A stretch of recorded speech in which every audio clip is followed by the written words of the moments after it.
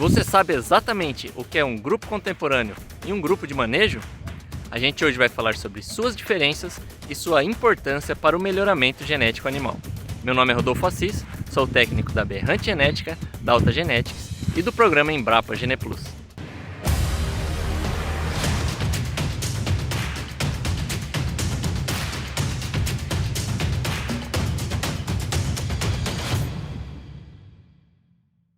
Primeiramente, vamos diferenciar grupo contemporâneo e grupo de manejo.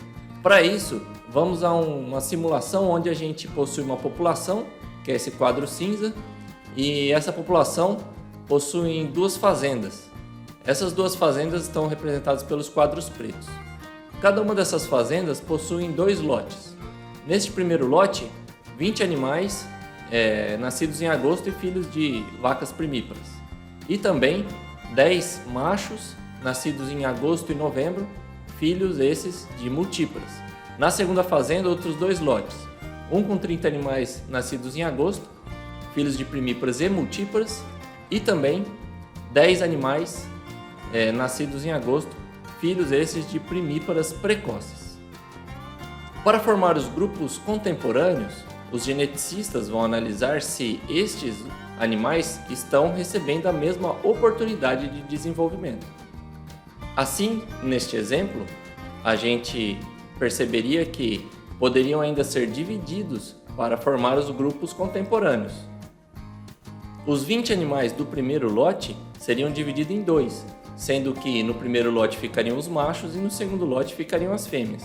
Os 20 animais do segundo lote seriam divididos, provavelmente, pela sua data de nascimento ser muito diferente. Os animais em agosto formariam um grupo contemporâneo e os animais de novembro formariam outro. Já o primeiro grupo de manejo da segunda fazenda seria dividido provavelmente em 4 grupos contemporâneos. A primeira com filhos de primíparas e divididos pelo sexo, e a segunda divisão ocorrendo por serem filhos de multíparas e também por terem sexos diferentes. E por fim, o quarto grupo de manejo seria provavelmente também dividido por conta do sexo. Isso nos mostra claramente a diferença entre grupo de manejo e grupo contemporâneo, sendo que o grupo de manejo é fundamental que seja muito bem formado para que também haja uma boa formação do grupo contemporâneo.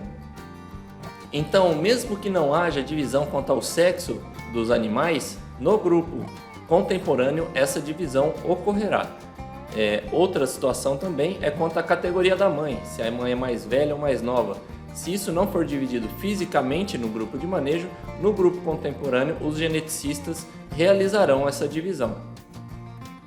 E a boa formação desses grupos contemporâneos é extremamente importante, porque o grupo contemporâneo é fundamental para que haja boa comparação, uma comparação justa entre os animais. Então, eles são formados para que os animais tenham a melhor comparação possível, ou seja, eles tenham semelhanças quanto à oportunidade de desenvolvimento relativo a clima, a manejo, a sanidade e a nutrição, por exemplo. Outro ponto é que quanto melhor formado estes grupos contemporâneos, mais próximo do real vai estar as nossas estimativas de valor genético e de DEP.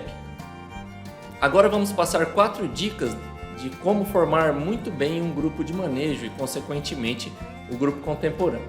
A primeira delas é que é necessário que haja um bom número de animais. Quanto mais animais, melhor.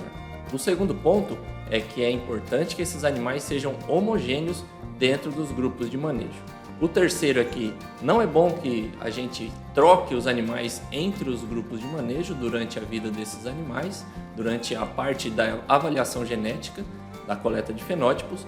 E por fim, é interessante também que esses animais estejam conectados geneticamente com outros animais de outros grupos de manejo, de outros grupos contemporâneos da base de dados do programa. Neste primeiro ponto, a gente vê claramente neste gráfico da Embrapa que quanto maior o número de animais dentro do grupo contemporâneo, maior também será a acurácia quanto à sua predição da avaliação genética. Agora, para exemplificar esses 4 importantes pontos na formação do grupo de manejo, a gente vai utilizar a mesma planilha que a gente utilizou na aula anterior sobre DEPs do professor Julius van der Werf, da Universidade de Nova Inglaterra, da Austrália. Então vamos simular que a gente tem 2 pais e 10 filhos neste outro grupo de manejo. Se a gente calcular apenas a avaliação genética destes animais, a gente vai ver que temos uma acurácia em torno de 0,48 para estes filhos, maior inclusive do que os pais, porque os pais estavam apenas em um grupo de manejo. Então a gente vê claramente que a acurácia é maior nos grupos de manejo também maiores. Quando a gente faz a simulação e altera este valor para 22 animais, onde a gente está simplesmente repetindo os valores fenotípicos desses primeiros 10 filhos, e a gente pede para calcular, a gente verifica que esta acurácia já sobe para 0,50 e também a acurácia dos pais sobe bastante, além de haver ajustes quanto aos valores genéticos desses animais. Apesar da quantidade de animais dentro do grupo de manejo ser muito importante, a gente tem que ter muito cuidado quanto à homogeneidade destes animais, que é o segundo ponto que a gente comentou. Vamos à seguinte simulação. Temos os pais aqui, 2 touros, e aqui 10 filhos desses animais informados como um único grupo de manejo. Se a gente rodar essa avaliação, vamos ver que o touro número 1, ele tem uma avaliação genética superior ao touro número 2. Mas, caso este grupo de manejo tenha sido informado de forma errada e os animais de número 8 para baixo estavam em um outro grupo de manejo, vamos simular para ver o que ocorre. Vamos supor que esses animais tiveram uma condição diferente para desenvolverem o seu potencial genético. Se a gente rodar agora em 3 grupos de manejo, o do pai e 2 para os filhos, a gente vai perceber que há uma inversão na avaliação genética desses pais. Por quê? Os filhos do animal do touro número 2, que estão neste grupo de manejo 3, desempenharam bem e provavelmente este grupo de manejo estava numa condição inferior ao grupo de manejo número 2. Então a avaliação genética faz esse ajuste e é importantíssimo que a gente informe corretamente o grupo de manejo. A terceira dica é não ficar trocando os animais de grupo de manejo. A gente vai ver nessa simulação com 10 animais com peso ao sobreano, por exemplo, 100 pais conhecidos, que quando a gente roda todos eles em um grupo de manejo, esses animais têm um valor genético seguindo o seu fenótipo, porque é a única informação que se tem como base para gerar este valor genético. Mas vamos supor que a gente tenha separado os melhores animais da desmama em um grupo de manejo e formado um segundo grupo de manejo com os piores. Vamos supor que do animal 6 para o 10, eles foram os piores na desmama e foram separados em um grupo de manejo diferente. Essa planilha, só para lembrar, é do professor Julius van der Werf e a gente vai deixar o link para acessar o site do professor e essa planilha nas descrições do vídeo. Então, se a gente simular agora uma divisão que tenha ocorrido na desmama com os animais que tinham sido inferiores e rodar essa avaliação, a gente vai ver que esses animais que eram inferiores já não vão ser tão inferiores assim, sendo que a média desses animais já ficou em 0.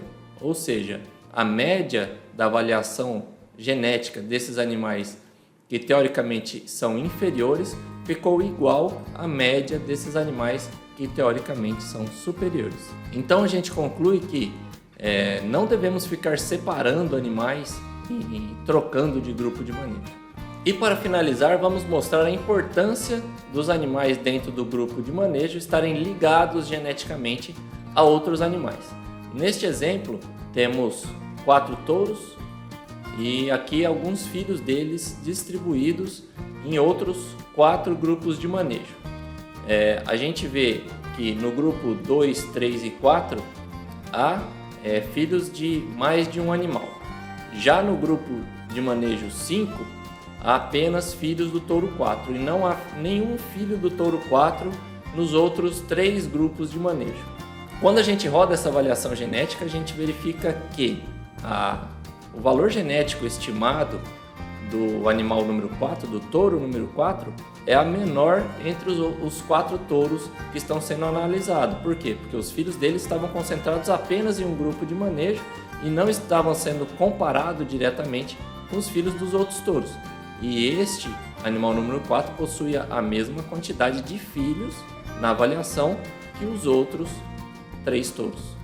Outro ponto interessante de verificar é que a acurácia dos filhos do touro 4 também foi inferior à acurácia dos filhos dos demais touros.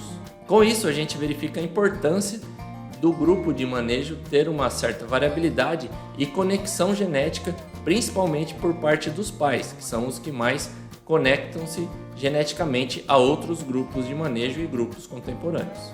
E assim a gente encerra mais uma videoaula sobre melhoramento genético animal.